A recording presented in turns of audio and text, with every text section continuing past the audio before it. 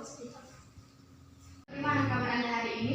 Baik, yuk. Oke, supaya lebih akrab lagi, kita perkenalan. Perkenalkan, saya Brenda. Anda bisa memanggil saya Brenda. Oh baik, saya manggilnya Ayu apa Mbak Brenda apa bagaimana? Anda bisa memanggil saya Mbak. Oh baik Mbak. Kalau Anda, Iya, kalau saya perkenalan Mbak, nama saya Nur Sahab. Saya dari Medan. kedatangan Mbak di sini kan untuk melakukan konseling, ya Mbak. Apakah sebelumnya Mbak sudah pernah melakukan konseling dan Mbak mengetahui apa itu konseling? Jujur ini pertama kali saya mau konseling. Kalau begitu di sini saya akan memperjelas apa itu konseling. Konseling yaitu terbagi menjadi dua unsur, yaitu ada dari pihak konselor, yaitu saya sendiri, dan Mbak menjadi konseling. Nah, di sini Mbak bisa menceritakan kepada saya masalah apa atau permasalahan apa yang ada atau mengganjal pada diri Mbak. Nah, di sini ada asas kerahasiaan.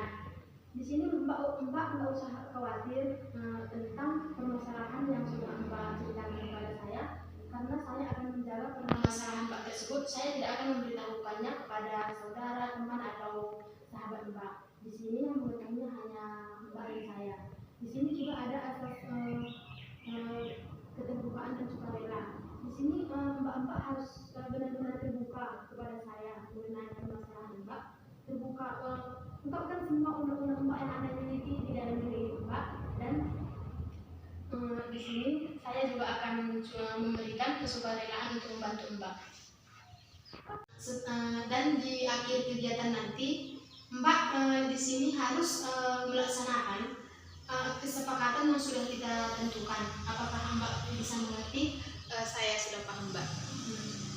Tujuan dari konseling ini yaitu supaya Mbak bisa mencari atau menemukan masalah atau solusi dari masalah yang Mbak hadapi, sehingga Mbak merasa lebih tenang, nyaman dari hari-hari sebelumnya. Di sini apa yang sedang Mbak rasakan? Begini Mbak, sekarang ini saya sangat dilema. Soalnya saya disuruh pindah universitas oleh keluarga saya. Sekarang sih saya kuliah di Bengkulu semester 4. Nah, karena jarak Bengkulu, saya kan sudah kuliah di Bengkulu semester 4 Mbak. Nah, karena jarak antara dari Medan ke Bengkulu itu lumayan jauh. Nah, bukan orang tua sih, keluarga saya terutama kayak orang saya mau untuk pindah seperti itu Mbak.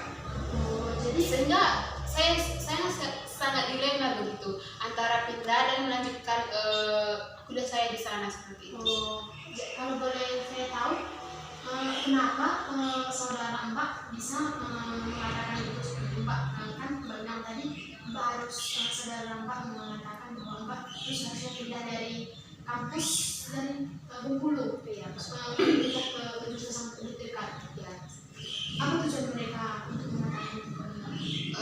Mungkin gini ya Mbak, satu karena faktor gimana ya, jarak dari Medan ke Bengkulu kan lumayan jauh seperti itu. Jadi karena orang tua saya lagi sakit seperti itu Mbak. Jadi keluarga saya berpikir seperti ini, jika nantinya seperti saya kan ayah saya sedang sakit, jika nantinya ayahmu meninggal seperti apa, jika kau jauh di sana bagaimana kau caramu pulang seperti itu Mbak. Sehingga gimana ya Mbak, keluarga saya menyarankan gini, kamu sekolah di sini saja, kamu kuliah di sini saja, lebih dekat seperti itu, sehingga kau bisa melihat keluargamu seperti itu. Jika di sana kan Mbak saya pulangnya seperti sekali setahun seperti itu, tidak bisa. Kalau saya kuliah di Medan, saya kan bisa pulang sekali seminggu atau sekali sebulan. Di sana tidak Mbak, saya itu pulang sekali setahun seperti itu. Sehingga gimana ya, banyak pemikiran keluarga yang saya untuk pindah seperti itu. Saya sangat dilema sekarang. Mbak kan sudah mengatakan bahwa saudara Mbak atau keluarga Mbak menyarankan Mbak untuk pindah dari Universitas Bengkulu tersebut ke universitas yang lebih dekat dari daerah Mbak. Nah, sampai sekarang kan Mbak masih tetap melanjutkan pendidikan Mbak di Universitas Bengkulu tersebut. Nah, di sini apa yang menjadi alasan Mbak kenapa Mbak tetap melanjutkan pendidikan Mbak di Universitas Bengkulu tersebut? Kenapa Mbak tidak pindah ke universitas yang lebih dekat sesuai gini Mbak, mungkin banyak keluarga saya menyuruh saya untuk pindah dari Bengkulu ke Medan, tapi satu alasan juga mengapa saya masih kekeh di sana seperti itu. Orang tua saya sangat menyupport seperti itu Mbak. Orang tua saya sangat tidak begini Mbak. Orang tua saya tidak pernah menyuruh saya untuk pindah seperti itu. Orang tua saya selalu menyemangati saya. Mengapa harus pindah seperti orang tua saya? Orang tua saya saja tidak pernah komen seperti itu Mbak. Gimana ya Mbak? Lagian kalau saya pindah itu banyak konsekuensi, mungkin banyak konsekuensinya seperti saya mengulang dari semester awal seperti itu. Sedangkan saya sudah semester 4, mungkin dia juga sudah banyak masuk seperti itu Mbak. Sehingga gimana ya, intinya orang tua saya sangat mendukung saya di sana seperti itu. Makanya saya tidak pindah dari Bengkulu ke Medan seperti itu Mbak. Nah, bukankah setelah Mbak tetap melanjutkan pendidikan Mbak di Universitas Bengkulu tersebut, apakah saudara atau keluarga Mbak masih memberikan perkataan tersebut kepada Mbak untuk tetap pindah dari Universitas Bengkulu dari universitas terdekat dari daerah Mbak? Mungkin dulu-dulu sih masih sering ya Mbak seperti itu. Oh kau pindah aja lah, ngapain masih di Bengkulu? Bengkulu kan jauh, kenapa nggak harus di Medan seperti itu? Mungkin pertama-tama saya sangat terpukul seperti dilema, tapi karena orang tua saya selalu menyupport, mendukung saya seperti itu Mbak. Mungkin mereka juga nggak menggubris atau menyuruh saya untuk pindah seperti itu. Makanya saya masih di Bengkulu belum pindah ke Medan. Menurut cerita dari Mbak yang Mbak sampaikan kepada saya juga berpendapat dengan Mbak, karena apabila Mbak pindah universitas dari Bengkulu ke universitas yang lebih dekat, satu sisi Mbak kan itu kan harus mengulang kembali. Nah, di sini juga diperlukan biaya dari awal perkuliahan hingga dari akhir lah. Sedangkan Mbak kan sudah ke semester 4. Nah, jika Mbak pindah dari universitas tersebut, maka kan semester 1 sampai semester 3 yang Mbak lalui itu kan sia-sia, nggak ada artinya.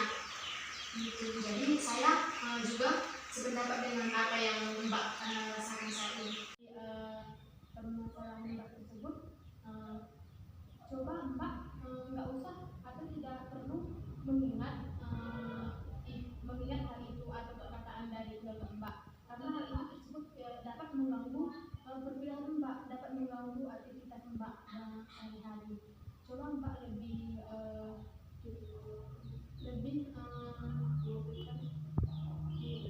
mengabaikan perkataan saudara tersebut.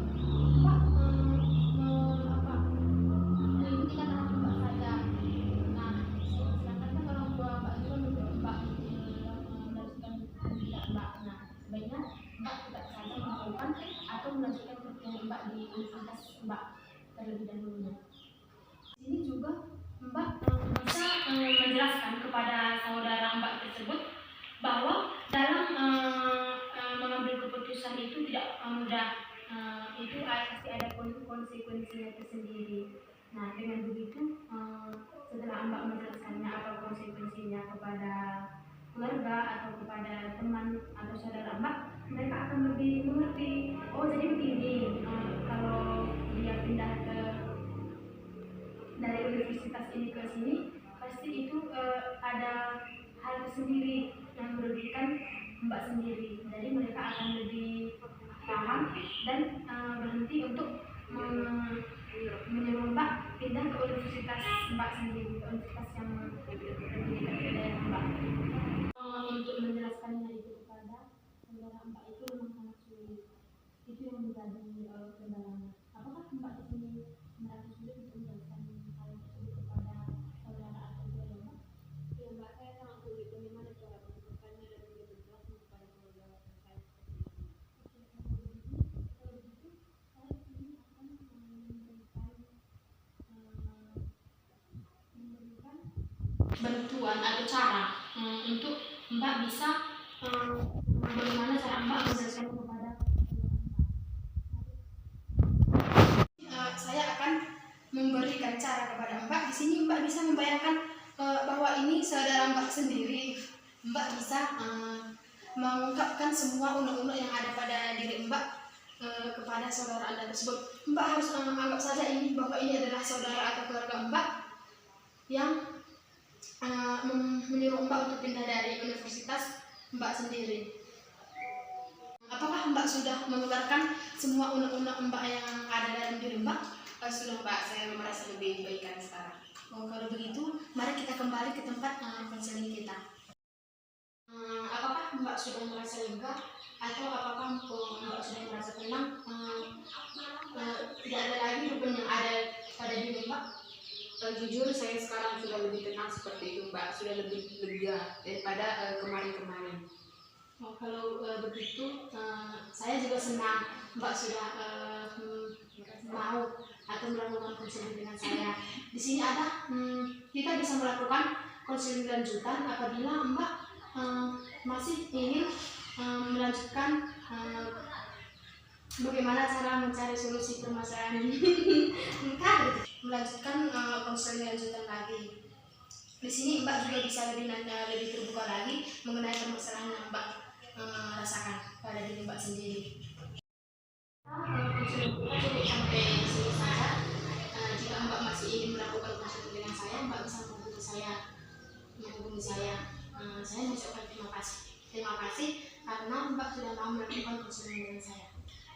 Saya juga mengucapkan terima kasih kepada Mbak karena Mbak sudah mau mendengar cerita saya, Mbak sudah mau memberi solusi dari permasalahan yang saya hadapi seperti itu. Sekali lagi saya mengucapkan terima kasih kepada Mbak. Ya Mbak, kemarin saya ingin ulang. Terima kasih Mbak. Video berdasar. Terima kasih Mbak.